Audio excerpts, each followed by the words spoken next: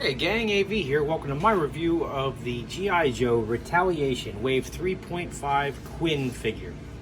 Here he is in the packaging. As you can see, he is a blister carded figure with a good amount of his accessories visible there in the bubble, but not all of them.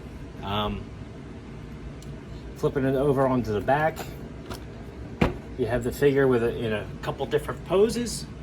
A cross sell with a couple of the other figures that were also available around the same time. And the right up there in the top left-hand corner reads, Kwinn is a mysterious mystic mercenary who once worked for Cobra, but switched sides to work with the G.I. Joe team. He is an expert tracker, hunter, and woodsman, and a crack shot with pistols, rifles, harpoons, and machine guns. Cool figure from the comics. If you read the comics back in the 80s, he showed up in issue number 2. He was there since pretty much the beginning. I do believe he passed away at the end of issue number 2, but I digress. Spoiler alert. But this is the first time we got this figure in the modern era of G.I. Joe. Let's see how he looks out of the packaging. Unfortunately, he was part of the Wave 3.5, which means that he was a little tough to get. I was lucky enough to find all mine at Five Below around the time. I know a lot of people missed out on it. That's why prices for these guys tend to hit the higher end when you've tried to find them on the aftermarket. But I digress. Anyway, he comes with a ton of stuff. We're going to start off with the elephant in the room, the 50 cal machine gun. We've seen this particular weapon before. It's 3-part construction. It's got the tripod there, the gun belt here, which feeds in on the left-hand side, and then the weapon itself. This peg, I do believe, works on the Eagle Hawk helicopter, so you can replace the guns that come with that and plug this in instead. And it of course works onto the tripod like that, and the gun belt. Good stuff. He also has a bear trap, which opens up. You can actually plug the figure's foot into there and then close the pincers around his leg. Pretty cool. I won't lie, this is pretty cool.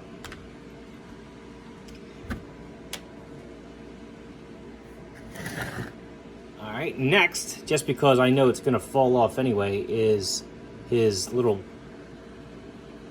50 cal machine gun belt bandolier. This is particularly molded to fit around the figure. Unfortunately, it's very loose on the figure. It tends to fall off quite easily, but it is the same exact size as the one that comes for the gun. He has his backpack, which is a reuse of this mold. We've seen this mold numerous times. It has the peg hole there to plug in additional accessories, which this particular figure did not come with, but other figures did. It does open up by pulling out the front part first. There we go. I have to get my fingernail in there. And the top, and I've got 3 weapons stored in there for him. He's got this little Eskimo axe. Not sure what else to call it, but it's pretty neat looking. He's got a little handheld blade here.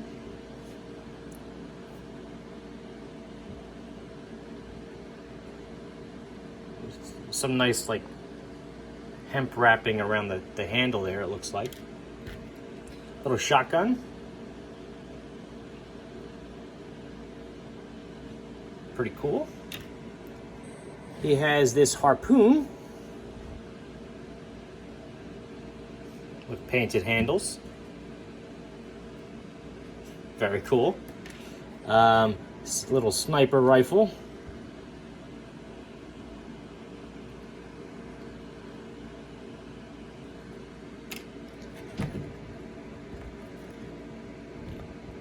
revolver.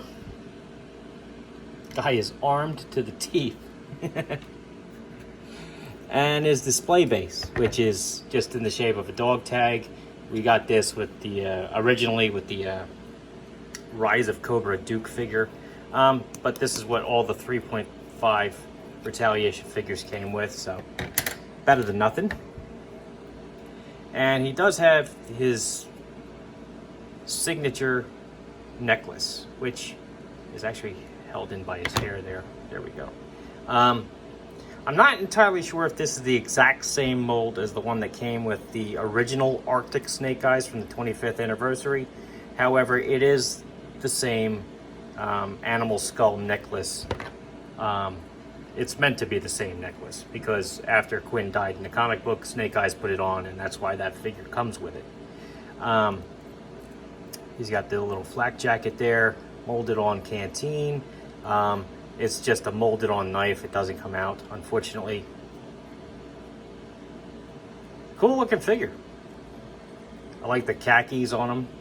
Nice. Nice detail.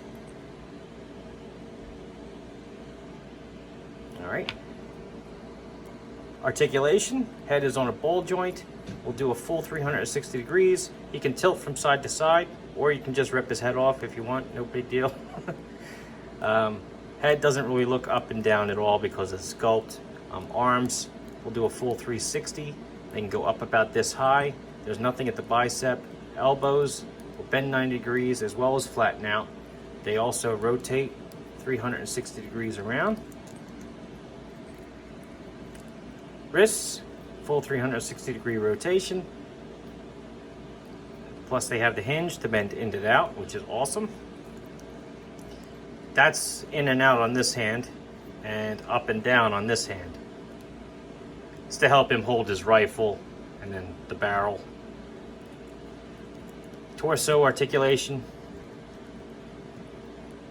Good range of motion there. Kick his legs up about that high, back about that far. Can do the splits about like this. It is hindered on this side because of the holster. Plus, he's got very thick legs, so it doesn't want to go up all the way. He has double jointed knees, but because of the cut on his shorts, you're not going to be able to get his heel back more than 90 degrees. Rotate his feet all the way around. Point his toes down and point his toes up. Decent articulation on this guy. Let's get some size comparison going. What is wrong with this arm? There we go. All right, get him standing. All right, so first and foremost, vintage Snake Eyes figure. Noticeably taller than him. Vintage collection Luke Skywalker figure. Boss Fight Studio blank. Sizes pretty well with him. Marvel Universe Captain America. And last but not least, Master Chief. All in all, great figure. I'm glad to finally see him in the modern era of the 4-inch G.I. Joe line. He's just a classic character and a fan favorite, especially of the original Marvel comic run.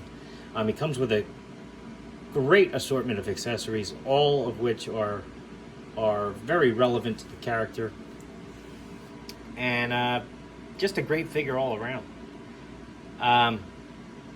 Again, he was part of the Wave 3.5, so finding one at a reasonable price might be a little bit tough. I do wish you the best of luck, and I don't want you to give up trying to find one. Don't get discouraged if the prices are too high. Just keep looking. With the classified series coming out, a lot of people are going to be moving on to that, and you may see the prices of these things start to go down a little. We'll see. But all in all, great figure. I do recommend them if you can find one. This has been AV. If you like this video, check out my channel where I review a whole bunch of other 1/18 scale figures, vehicles, and accessories. If you like what you see there, then please subscribe. And as always, thanks for watching.